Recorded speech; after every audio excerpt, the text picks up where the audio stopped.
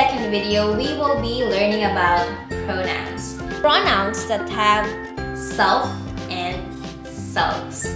Now, what do we call these kinds of pronouns? They are called your reflexive and your intensive pronouns. Also, they are under your compound personal pronouns. So what are these compound personal pronouns? First, in the first person, myself, ourselves. Second person, yourself, yourselves. Third person, himself, herself, itself, oneself, and themselves. Now, a compound personal pronoun is reflexive when the action expressed by the verb refers back to the subject. Let's take a look at some more examples. An evildoer finds himself thrust down and unable to rise. Now, our verb here is finds. Now, what does it refer to, or what did the subject found? It is also himself, the evildoer. Let's take a look at the other example. They flatter themselves in their own eyes. What did they flatter? It's still themselves or the subject they. So it is reflexive. Also, if we take a look at these examples and try to hide the compound personal pronouns, the sentence will not make sense. An evildoer finds what? Thrust down and unable to rise. So we do not know what did the evildoer found. And they flatter in their own eyes. Now, though we have that clue there, own, still there's that missing link in what really flatters. The next one is intensive. It is only used for emphasis. Just like the word intense, it intensifies the sentence or the thought of the sentence. Let's take a look at the examples. An evildoer himself chooses to harm others.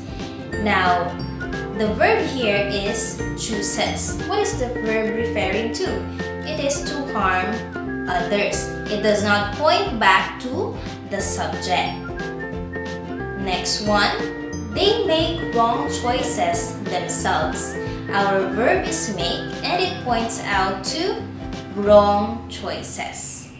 Okay, so it does not point back to our subject. Now that is intensive. It's trying to intensify the thought that they make wrong choices themselves. Okay? And if we go back, when we erase the personal pronouns, an evildoer chooses to harm others. They make wrong choices. The sentences still makes sense. Now let's go to your activity. Underline the compound personal pronoun in each sentence and classify it as reflexive or intensive. Let us answer numbers 1 and 2. Early civilizations sprang from the ancient Near East itself. Now the compound personal pronoun used is itself. And let's take a look and analyze the sentence if it is reflexive or intensive. Our verb here is sprang. So what sprang? It is the early civilizations. So this is considered as reflexive. Number 2, these civilizations were themselves strongly influenced by religion. Our compound personal pronoun is themselves. So our verb is were strongly influenced. So it does not point back to civilizations. This compound personal pronoun is intensive. Now you're going to write this in a 1/2 sheet of paper this way. So Juan de la Cruz, number 1, itself, the compound personal pronoun. And what kind of compound personal pronoun? It is reflexive. Number 2, themselves, and then intensive.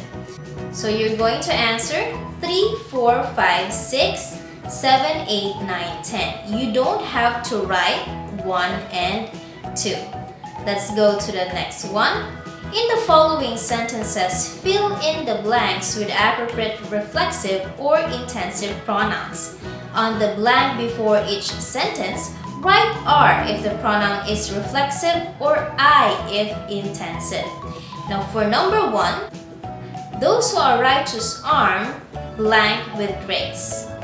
So we can say themselves. Those who are righteous arm themselves with grace. So this is reflexive.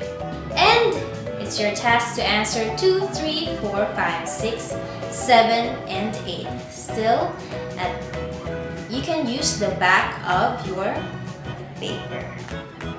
You're going to answer it this way. Themselves dash are or reflexive.